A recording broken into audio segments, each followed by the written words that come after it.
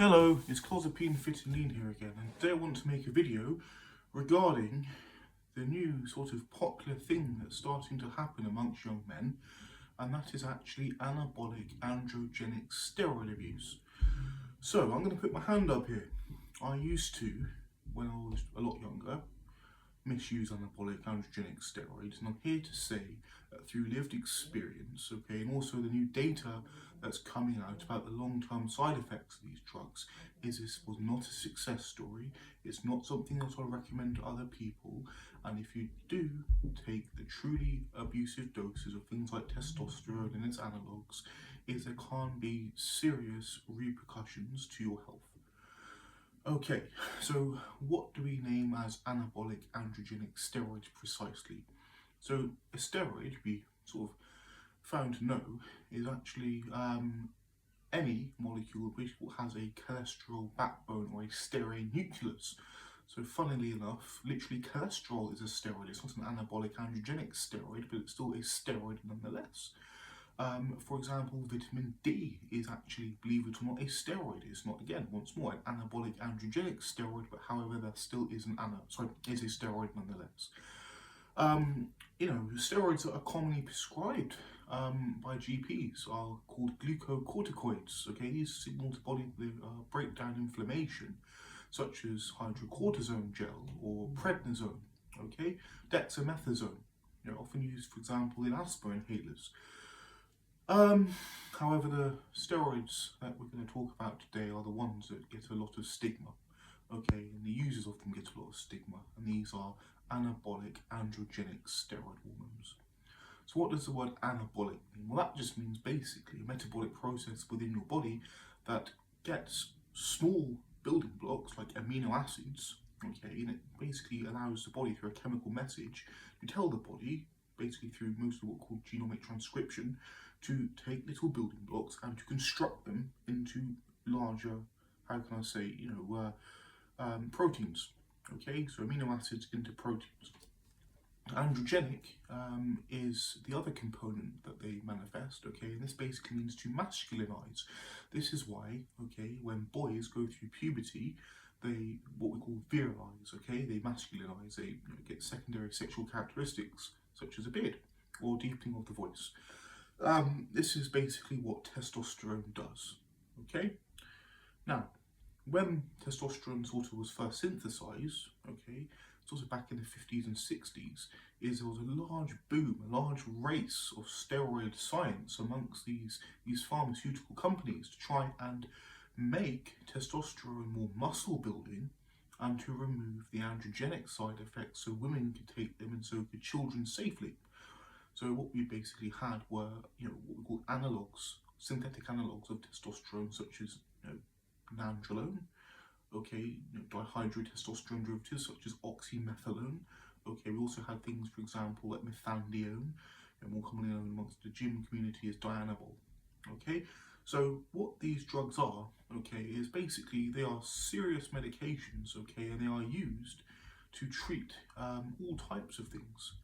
So the usual sort of use of testosterone, for men on a prescription, by an actual specialist doctor such as an endocrinologist, is for hypogonadism. So basically, when a male does not produce enough testosterone endogenously, basically to have essentially a quality of life and a healthy life. Basically they just cannot produce enough of testosterone, so they rely on injections of testosterone intramuscularly or subcutaneously, essentially to be virile. I actually have hypogonadism, but I'm not going to go into that. It was not caused by anabolic steroid misuse. Ironically, actually, as I was attempting to treat myself because I couldn't get NHS treatment when I was requiring it, and sadly, when I was misinformed when I was a young man, I fell into steroid misuse as a result of attempting to medicate myself because I was not being partial with myself. That's a whole different story. So also, other reasons why anabolic androgenic steroid use clinically are for wasting diseases. So, for example, testosterone and nandrolone are used in HIV-positive men who have, muscle wasted, or, for example, in men and women, by the way. For example, like men who have, unfortunately, suffered through, chemotherapy nausea and have, dramatically muscle wasted and become frail. People with bed sores, women, by the way, with what we call beta estrogen receptor positive breast cancer. There's a specific anabolic androgenic steroid used called drostanolone propionate, otherwise known as Masteron. By the way, the reason why it's called Masteron is because when this drug came along, it was actually an extremely quantum leap forward advancement in metastatic breast healthcare like this. Is what happened is, before Masteron came along, the first line therapy for a woman, sadly, who had beta estrogen receptor positive metastatic breast cancer would be to have a mastectomy, hence the name Masteron, as a mastectomy. It's mood boosting. Basically, it gives you libido, it acts as an antidepressant, and the way it works, which I'll not go into in detail, is essentially it's how to say, acts as an aromatase inhibitor, and also modulates estrogen, like the mammary tissue here. So essentially, can use it as a form of treatment for this type of cancer. So what are the side effects? Okay, so there's lots of side effects, especially if you start to use anabolic androgenic steroids when your body is still developing. So basically, if you have a open growth plate, for example, is typical anabolic androgenic steroids like oxymetholone or testosterone, if they are misused amongst, say, prepubescent or pubescent males, is that there can be a premature closing, so an ossification of growth plate, stunting vertical growth, so height. Okay, very, very serious. Very serious, actually. Furthermore, okay, neuropsychiatric side effects, especially once again in developing males or females. Basically, adolescents undergoing puberty. Okay, it's theorized. Okay, and this was not known when I started to use it. And this is the logical fallacy I fell for. Is the logical fallacy of absence of evidence does not imply evidence of absence. Okay, what's happened here is there was no evidence that long-term anabolic steroid use starting at my age can cause, say, neuropsychiatric problems. So because there was an absence of evidence, I just thought it wouldn't happen. Well, actually, long-term studies now are showing is that, in fact, that there sadly is actually proper evidence to show that if you do start misusing androgens early on, is it can permanently affect your neuropsychiatric health.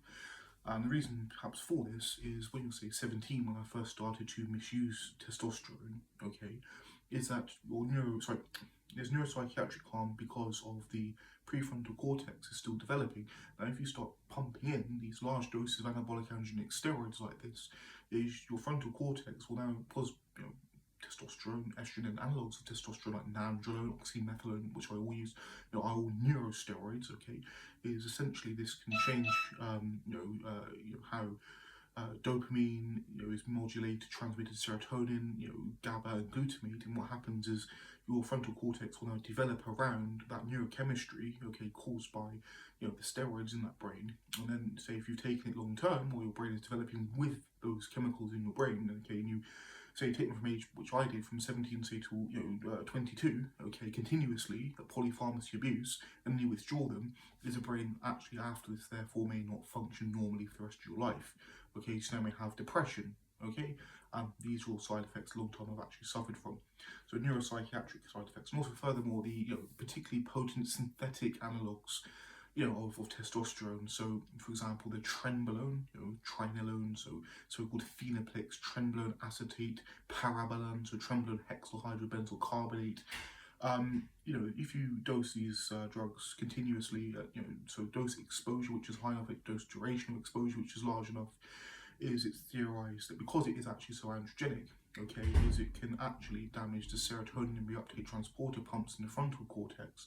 And actually, okay, if you pair this, which was a typical so-called stack of trenbolone with boldenone, so equipoise, is that if you combine these two steroids together, it actually permanently can damage your GABA receptors. So if you dose it too high for too long, which is what I actually did, is you can now permanently damage your serotonin reuptake transporter pumps and also damage your GABA receptors permanently, leading to a permanent anxious depression, which is now chemical and requires mood stabilizers and SSRIs to actually recover from. And once you've done that damage, the damage is done. it's permanent, okay? You know, you have to abstain from the drugs for long enough, your brain to basically neuroplastically rewire itself.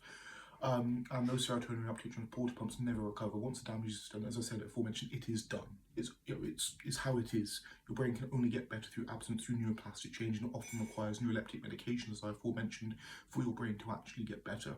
This is very, very serious. And furthermore as well is what we can see through high doses of oxymethylone, stanozolol, etc., is what I've seen, especially with someone who's abused stanozolol, is they shut down their liver with long-term, what we call oral steroid misuse, so oral steroids, so C17 alpha alkylated anabolic androgenic steroid hormones at high doses for long enough.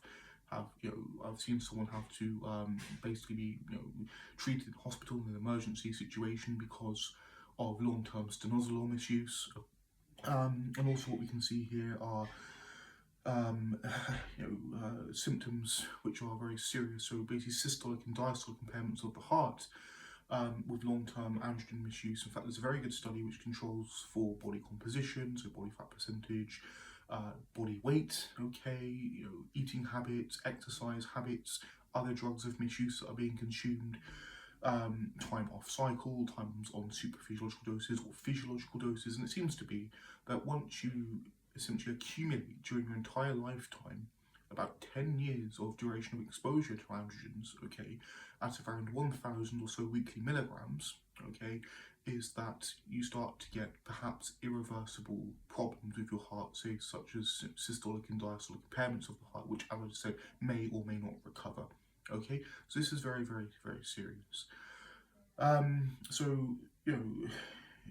Anabolic androgenic steroids honestly do have serious side effects. Young men like myself, misused them in the past, essentially for the advantage of being big and strong in the gym, and to improve my performance in untested powerlifting competitions. What goes on now, is I do not misuse them anymore. I am seriously, worried about the long-term side effects of misusing these drugs. And actually, I've met a professor recently who says that if you truly do abuse this polypharmacy androgen misuse at high enough doses, it can be as damaging for you, as actually misusing insufflatable cocaine powder. So these drugs are serious. There's a big difference from a doctor prescribing you, a physiologic dose of testosterone, for example, 50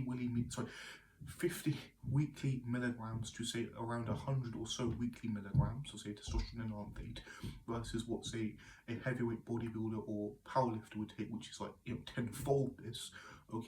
The abusive doses can really harm you. Thankfully, the prescribable doses, which are used to treat male hypergonadism, often do not cause serious harm if they are prescribed correctly and taken correctly. But as I say, please, that's not, and I mean absolutely not, the case for developing males or females. This is not the case for people that abuse in performance and image enhancement. The more you take them, the potential greater risk there is. And also I just want to say is if you stack them, so not just say testosterone, but testosterone, nandrolone, and oxymethylone, you are potentially not just scaling risk linearly, you are actually scaling potential risk exponentially. So what seems to cause the problems are essentially superphysiological doses, and what seems to cause the problems are duration of exposure. It seems to be mainly duration of exposure. For example, if someone does one cycle, say 600 weekly milligrams of testosterone enanthate for 3 months, they're going to incur, say, far less harm than someone who takes slightly less, like 500 weekly milligrams for, say, 2 years. It's the duration of exposure that seems to mess people up with their health. So there we go. That was clozapine, phytonine. I have turned my back on anabolic steroid abuse, and the reason for this is because I don't think it is worth it. Thank you for watching and listening.